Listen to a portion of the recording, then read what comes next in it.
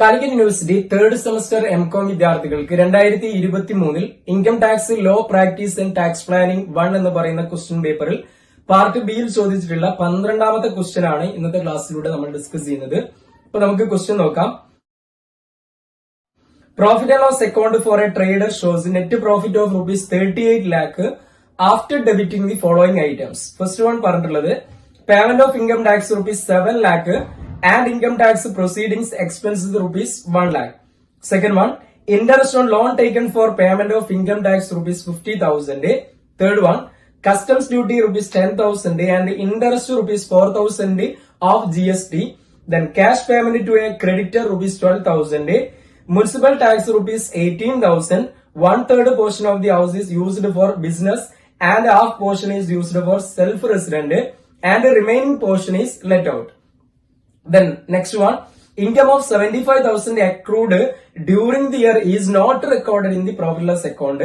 The next one, during the year all the bad up to rupees 30,000 were recovered, of which rupees 10,000 were disallowed by income tax officer at the time of earlier assessment. Interest on bank deposit rupees 50,000 and profit on sale of a business vehicle rupees 80,000 and rent rupees 60,000 have been credited to profit and loss account. Compute income from business for the assessment year 2022-23. ഇതാണ് ക്വസ്റ്റ്യനിൽ പറഞ്ഞിട്ടുള്ളത്. അപ്പൊ ഇതിനെ workout ചെയ്യുന്നത് എങ്ങനെയാണെന്ന് നോക്കാം. Income from business or profession എന്ന് പറയുന്ന ചാപ്റ്ററുമായിട്ട് ബന്ധപ്പെട്ട ക്വസ്റ്റ്യൻ ആണ്. ആദ്യം നിങ്ങൾ നോക്കേണ്ട എന്തിനെടുത്ത് എഴുതണം? നെറ്റ് പ്രോഫിറ്റിനെ എടുത്ത് എഴുതണം. നിങ്ങൾക്ക് ക്വസ്റ്റ്യനിൽ തന്നിട്ടില്ല.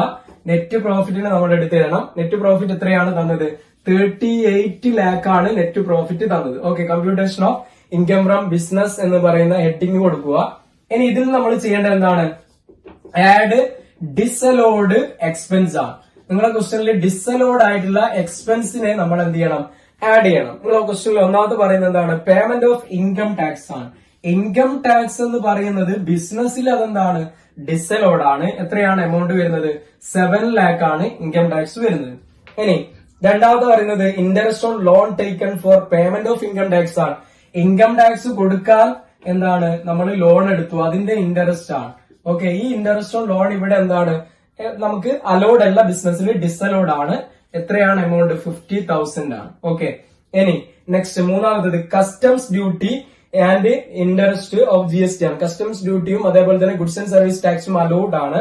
ഇനി ക്യാഷ് പേയ്മെന്റ് ടു ക്രെഡിറ്റർ ആണ്. ക്യാഷ് പേയ്മെന്റിൽ ശ്രദ്ധിക്കേണ്ടത്, ക്യാഷ് പേയ്മെന്റ് നടത്തുമ്പോ 10,000 എബോവ് ക്യാഷ് ആയിട്ട് പേയ്മെന്റ് നടത്താൻ പാടില്ല. അങ്ങനെയാവുമ്പോ അതിന് എന്ത് കിട്ടൂല? നമുക്ക് അത് ബിസിനസ്സിൽ അലോഡ് ആയിട്ട് എടുക്കൂല, അത് ഡിസലോഡ് ആയിട്ടാണ് എടുക്കുക. കാരണം ക്യാഷ് പേയ്മെന്റ് നടത്തുമ്പോൾ എന്തായിട്ട് കൊടുക്കണം? ഓൺലൈൻ ട്രാൻസാക്ഷൻ അല്ലെങ്കിൽ ചെക്ക് എന്നുള്ള രീതിയിൽ കൊടുക്കണം. അപ്പൊ ഇവിടെ ക്യാഷ് പേയ്മെന്റ് 12,000 എന്ന് പറയുന്നത് ഇവിടെ നമ്മൾ കാണിക്കേണ്ടതായിട്ട് വരും, കാരണം ക്യാഷ് ആയതുകൊണ്ട്. അതായത് കാരണം നിങ്ങൾ ഇവിടെ കൊടുത്താൽ മതി, ബ്രാക്കറ്റില് എക്സീഡ് 10,000 എന്ന് കൊടുക്കുക. ഓക്കെ, ഇനി നെക്സ്റ്റ് പറയുന്നതോ മുനിസിപ്പൽ ടാക്സ് ആണ്. Municipal tax. ഓക്കെ, മുനിസിപ്പൽ ടാക്സിന്റെ കേസിൽ നിങ്ങളെ ക്വസ്റ്റ്യനിൽ പറയുന്നുണ്ട് 1/3 portion of these house is used for business. 1/3 ഭാഗമാണ് എന്ത് ചെയ്യുന്നത്? ബിസിനസിന് വേണ്ടി ഉപയോഗിക്കുന്നത്. എന്ന് പറഞ്ഞു കഴിഞ്ഞാൽ 18,000ന്റെ 2/3 എന്താണ്? ഡിസലോഡ് ആണ്. 1/3 അലോഡ് ആണ്, 2/3 എന്തായിരിക്കും? ഡിസലോഡ് ആയിരിക്കും. അപ്പൊ 18,000 ഇൻറ്റു 2/3. ഓക്കെ, കണ്ടു കഴിഞ്ഞാൽ നമുക്ക് എത്ര കിട്ടും? 12,000 എന്ന് കിട്ടും. ഇവിടെ മുനിസിപ്പൽ ടാക്സ് എന്ന് പറയുന്നത് 1/3 പോർഷൻ ആണ് ബിസിനസിന്റേത്. ഓക്കെ, അപ്പൊ അതിന്റെ 2/3 പോർഷൻ എന്താണ്? അലോഡ് അല്ല, ഡിസലോഡ് ആണ്. അലോഡ് 1/3 മാത്രമേ ഉള്ളൂ. അതുകൊണ്ടാണ് 2/3 നമ്മൾ കണ്ടത്. ഓക്കെ, അപ്പൊ ഇവിടെ അതിനെ കാണിച്ചു. ദെൻ ഇതിനെ നമ്മൾ എന്ത് ചെയ്യുന്നു? ജസ്റ്റ് കൊടുക്കുന്നു. അടുത്ത ഇൻകം ആണ് വരുന്നത്. ഇൻകം നമുക്ക് വേറെ തന്നെ കൊടുക്കാം. അപ്പൊ ഇവിടെ 7 lakh, അതേപോലെ തന്നെ 50,000, 12,000 ഇതിനെല്ലാം കൂടെ നമ്മൾ ആഡ് ചെയ്യുന്നു. ഇപ്പൊ ആഡ് ചെയ്ത് കഴിഞ്ഞാൽ നമുക്ക് എത്ര കിട്ടും? 7,74,000 എന്ന് കിട്ടും. ആ 7,74,000 38 lakhന്റെ കൂടെ നമ്മൾ ആഡ് ചെയ്യുന്നു. അപ്പൊ ഇവിടെ നമ്മൾ ആഡ് ചെയ്ത് കഴിഞ്ഞാൽ എത്ര കിട്ടും? 45,74,000 എന്ന് നമുക്ക് കിട്ടും. 45,74,000 എന്ന് ടോട്ടൽ കിട്ടും. ഇനി ഇവിടെ ചെയ്യേണ്ട എന്താണ്? നിങ്ങളുടെ ക്വസ്റ്റ്യനിൽ income rupees 75,000 accrued during the year എന്ന് പറഞ്ഞിട്ടുണ്ട്. Not recorded profit loss account. അപ്പൊ പ്രോഫിറ്റ് ലോസ് അക്കൗണ്ടിൽ റെക്കോർഡ് ചെയ്യാത്ത ഇൻകം നോട്ട് റെക്കോർഡിനെ നമ്മൾ എന്ത് ചെയ്യണം?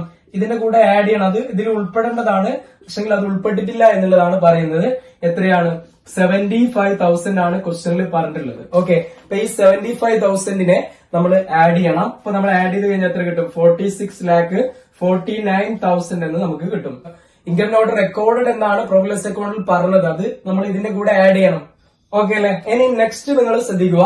During the year all the bad ഡെപ്റ്റ് rupees 30,000 were recovered, of which rupees 10,000 were disallowed by income tax officer earlier എന്നുള്ളതാണ്. അപ്പൊ ഈ ഡിസലോഡ് ബാഡ് ഡെപ്റ്റ് റിക്കവേർഡിന് നമ്മൾ ലെസ് ചെയ്യാണ് വേണ്ടത്, കാരണം അത് ഡിസലോഡ് ഏർലിയർ ആണ്. അപ്പൊ ബാഡ് ഡെപ്റ്റ് റിക്കവേർഡിൽ വരുന്ന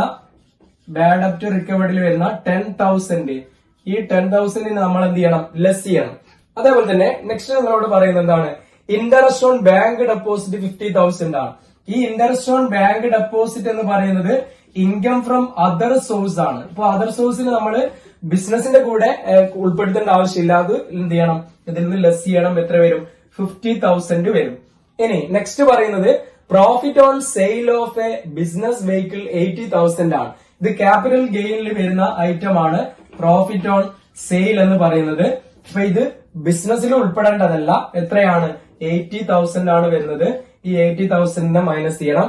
അതേപോലെ rent of ₹60,000 have been credited to profit loss account. Rent എന്ന് പറയുന്നത് ഏതുമായിട്ട് ബന്ധപ്പെട്ടതാണ്? ഇൻകം ഫ്രം ഹൗസ് പ്രോപ്പർട്ടിയുമായിട്ട് ബന്ധപ്പെട്ടതാണ്. അതും ബിസിനസ്സിൽ വരേണ്ടതല്ല. അപ്പൊ ഇതിൽ എന്ത് ചെയ്യണം? ഇത് ബിസിനസ്സിൽ ഡിസലോഡ് ആയ ഇൻകം ആണ്. ഇതിനൊക്കെ എന്ത് ചെയ്യണം? ലെസ് ചെയ്യണം. Interest on bank deposit other source ആണ്. അപ്പം ബിസിനസ്സിൽ ഡിസലോഡ് ഇൻകം ആണ്. പ്രോഫിറ്റ് ഓൺ സെയിൽ എന്ന് പറയുന്നത് ക്യാപിറ്റൽ ഗെയിനുമായിട്ട് ബന്ധപ്പെട്ടതാണ്. വെഹിക്കിൾ അസറ്റ് വിൽക്കുന്നതാണ്, ഫിക്സ്ഡ് അസറ്റ് വിൽക്കുന്നതാണ്.